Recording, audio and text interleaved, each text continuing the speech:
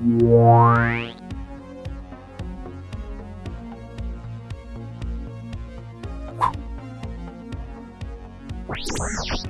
to raise multilingual kids, a complete guide.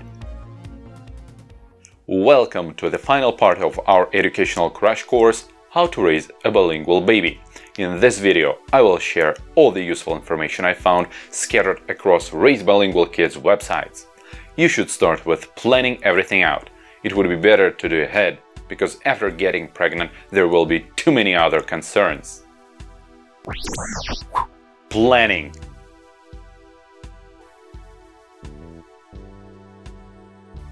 The first topic is caregivers. You need to think about literally everyone who can take care of your kid and provide language input.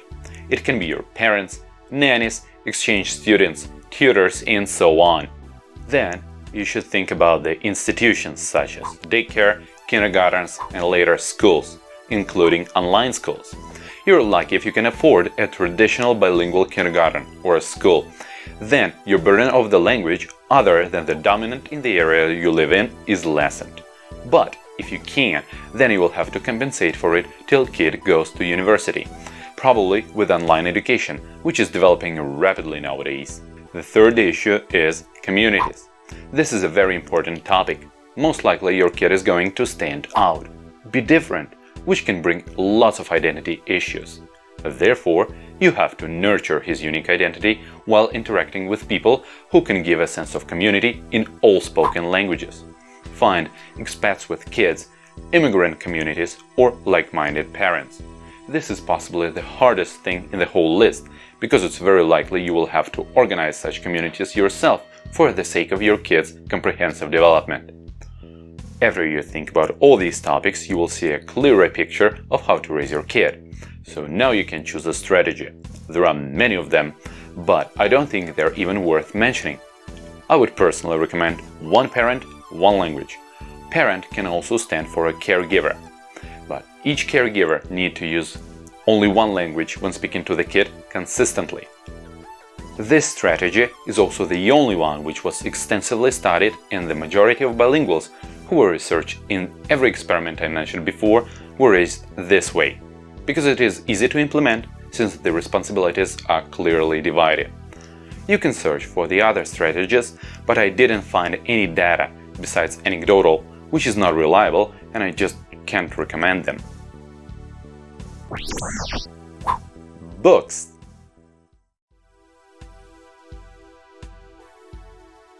Books are extremely important. First, they lessen your burden by providing material to discuss with your kid.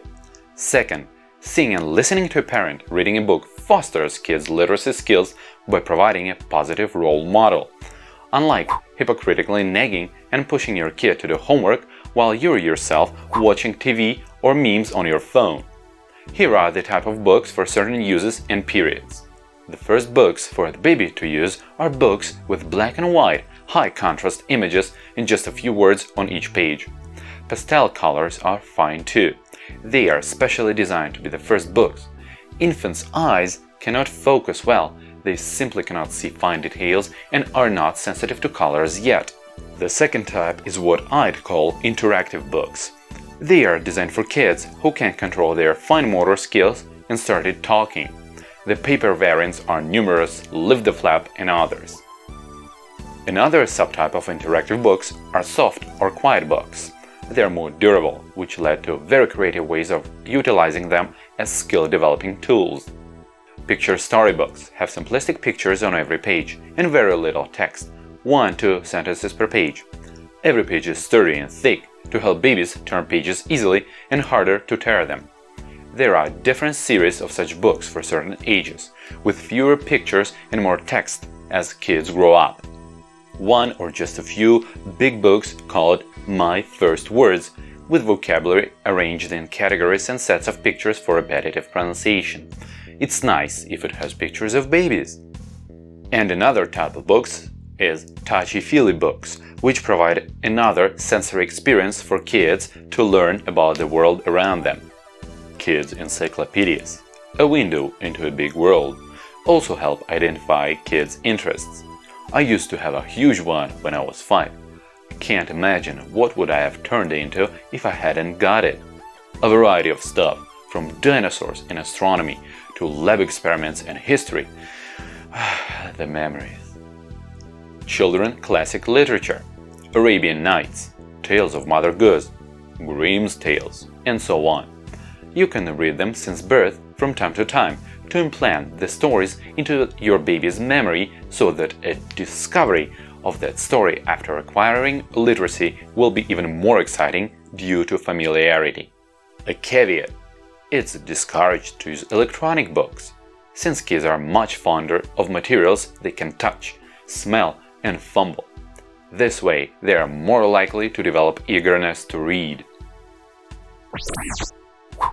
Toys.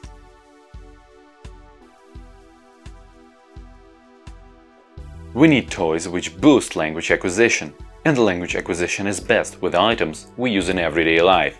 For example, fruits, products, phones, kitchenware, tableware, and so on. Kids just love imitating adults, and you will be able to play with them speaking all along. The other types of toys are the basics: shapes, colors, animals, and my favorite, 3D ABCs.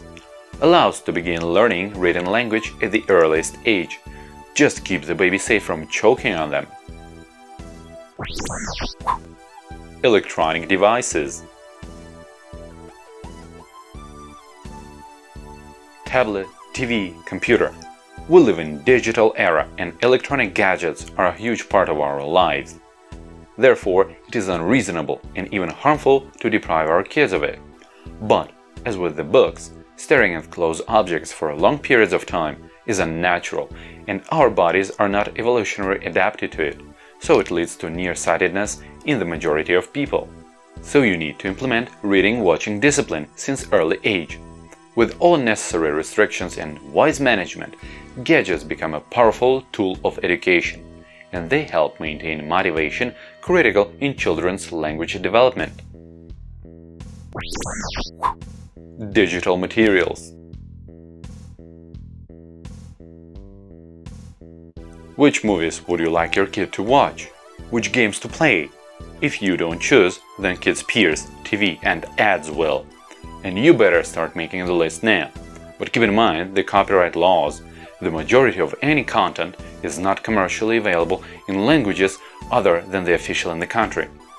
For example, some movies on Netflix are available in the USA and not available in Europe. So the most reliable way to secure desired content is to download it where it is available and keep it locally. This is all about the preparation for raising kids bilingually. In the next video, I'll tell about practical part. Stay updated with my website, since text articles there will always precede YouTube videos. Link in the description. And don't hesitate to subscribe here too, if you ever plan to raise a baby or just slightly interested.